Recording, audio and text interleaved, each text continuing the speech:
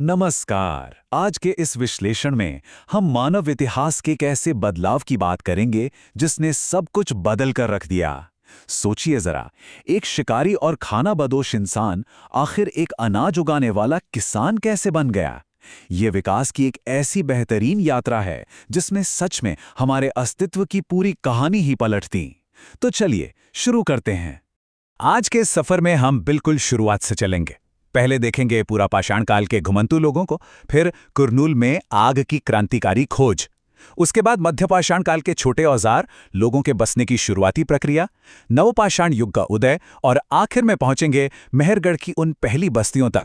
शुरुआत करते हैं हमारे पहले पड़ाव से, पैलियोलिथिक नोमैड्स, यानी पूरा पाषाण काल के भटकते हुए लोग।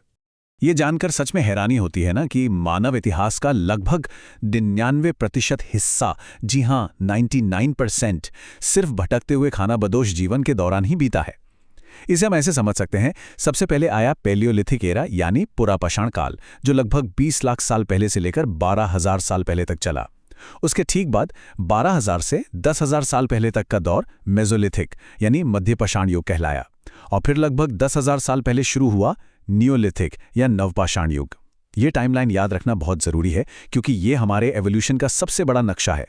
अब एक बहुत बेसिक सवाल उठता है, शुरुआती मानव आखिर एक जगह टिक कर क्यों नहीं रहते थे? असल में उनके पास लगातार घूमने के अलावा कोई चारा ही नहीं था। इसके 4 मूल कारण थे। पहला, अगर वो एक जगह ज्यादा दिन रुकते तो आसपास के पौधे और जानवर खाकर बिल्कुल खत्म कर देते। दूसरा, उन्हें शिकार का पीछा करना पड़ता था क्योंकि जानवर चारे की तलाश में आगे निकल जाते थे। तीसरा, पेड़ पौधों में फल अलग अलग मौसम में आते हैं, तो मौसम के हिसाब से उन्हें दिशा बदलनी पड़ती थी। और चौथा और सबसे बड़ा कारण था पानी। सूखे मौसम में नदियां और झीलें सूखने पर पानी की तलाश में उनका भटकना मजबूरी बन जाता था।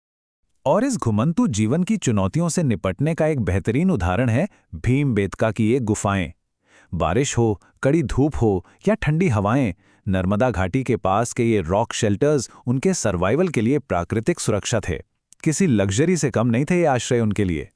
चलिए आगे बढ़ते हैं। हमारा दूसरा भाग है कुरनूल में आग की खोज, एक ऐसी खोज जिसने रोशनी की किरण दिखाई। हम आते हैं मानव विकास के सबसे क्रांतिकारी टर्निंग पॉइंट पर, यानी प्रकृति के तत्वों को कंट्रोल करना। कुरनूल की गुफाओं में मिले राख के अवशेष, ये कोई छोटी मोटी बात नहीं थी। इसका मतलब था कि लोग अब आग जलाना सीख गए थे। आग ने जीवित रहने का तरीका ही बदल दिया। घंघोर अंधेरे में अब रोशनी थी। कच्चे मांस को भुनकर और पकाकर खाया जा सकता था। और सबसे कमाल की बात, खतरनाक जंगली जानवरों को दूर भगाने के लिए आग उनका सबसे भरोसेमंद हथियार बन चुकी थी। तीसरा पड़ाव है मध्यपाषाण युग, जहां हमारे औजार और समझ दोनों बदलने लगे। तो हुआ ये कि लगभग 12,000 साल पहले दुनिया की जलवायु थोड़ी गर्म होने लगी। उस गर्मी से घास के मैदान फैलने लगे और वहां हल्के तेज दौड़ने वाले छोटे जानवरों की संख्या बढ़ गई। अब एक सिंपल सी बात सोचिए, पुराने भारी पत्थरों से उन छोटे जानवरों का शिकार करना कितना मुश्किल होता होगा। बिल्कुल इसी जरूरत ने नए औजारों को जन्म दिया। पुरापाषाण काल के उन भद्दे औजारों की जगह अब ले ली माइक्रोलिथ्स ने।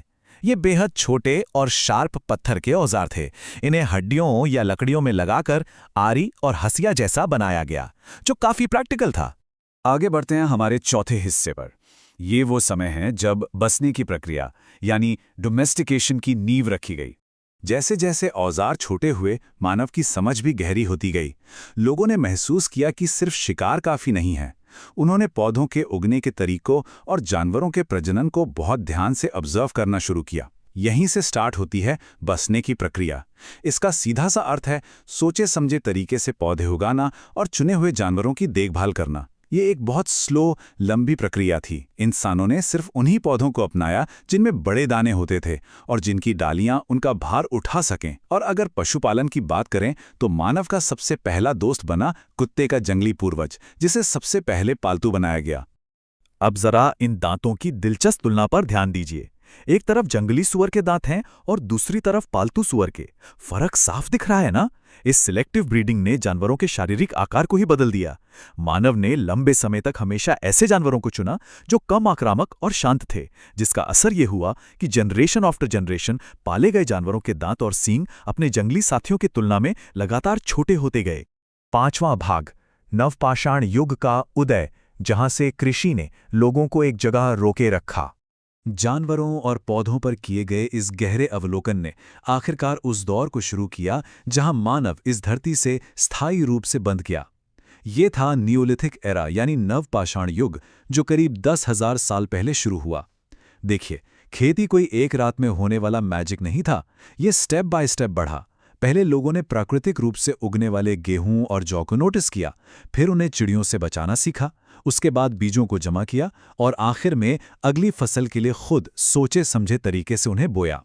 एक फसल को तैयार होने में महीनों लगते हैं और इस एक अकेले फैक्ट ने मानव को एक ही जगह पर टिककर रहना सिखा दिया। अब जब फसल उगाई है तो भाई साहब उसे स्टोर भी तो करना पड़ेगा, खाने के लिए भी और अगले सीजन के बीज के लिए भी। बस इसी जरूरत से जन्म हुआ बड़े मिट्टी के बर्तनों और विशाल टोकरियों का। जमीन में गड्ढे भी खोदे गए और जब एक ही जगह पर स्थायी तौर पर रहना जरूरी हो गया तो लोगों ने आश्रय के लिए बुर्जा होम जैसी जगहों पर जमीन के अंदर घर बनाए, जिन्हें हम गर्तवास या पिट हाउसेस कहते हैं। इनमें सीढ़ियां होती थी और ये ठंड से बचाने में काफी मददगार थे।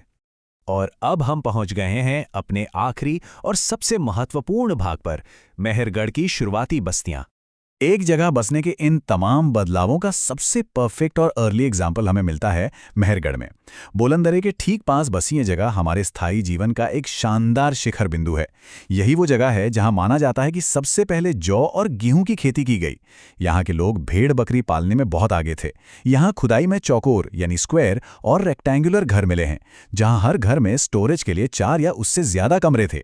और एक बहुत हैरान करने वाली बात बताऊं, यहां जब मृतकों को दफनाया जाता था तो उनके साथ आफ्टर लाइफ यानी अलौकिक जीवन के लिए जरूरी सामान और बकरियों को भी दफनाया जाता था।